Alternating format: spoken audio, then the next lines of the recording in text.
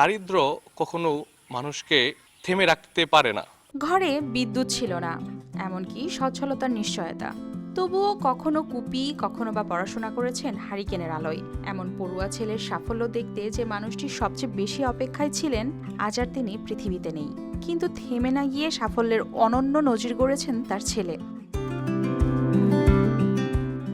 টাঙ্গাইলের মির্জাপুর উপজেলার কহেলা গ্রামের মোহাম্মদ সাগর খান অটোরিকশা চালক বাবার সন্তান। অভাবের সংসারে বেড়ে উঠলেও মেধা ও পরিশ্রমের জোরে তিনি ঢাকা বিশ্ববিদ্যালয় থেকে স্নাতকোত্তর সম্পন্ন করেন।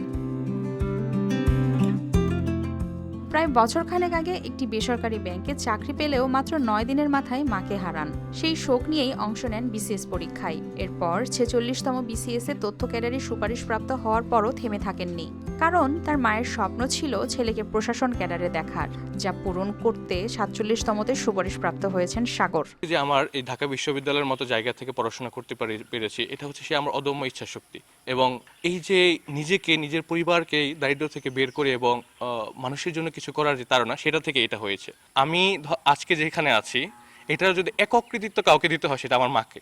আমাদের যারা আমার এলাকার ছোট ভাই ব্রাদার আছে, তাদেরকে শুধু একটা কথাই বলবো যে আমাদেরকে জীবনে হাল ছেড়ে দেওয়া যাবে না, লেগে থাকতে হবে। অটোরিকশা চালকের ছেলের এই সাফল্যে গর্বিত তার পরিবার ও শিক্ষকরা।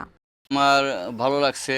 আমি আশা করি আমার ছেলে দেশের সেবা করবে এবং এই সমাজের সেবা করবে, গরিব দুঃখীর সাহায্য সহযোগিতা করবে। তো আমরা অনেক গর্ববোধ করি তাকে নিয়ে, যে আমার বড় ভাই সে বিসিএস ক্যাডার হয়েছে। সবচেয়ে বেশি খুশি হইতো আমার মা, তিনি আজকে দুনিয়া থেকে বিদায় হয়ে গেছেন।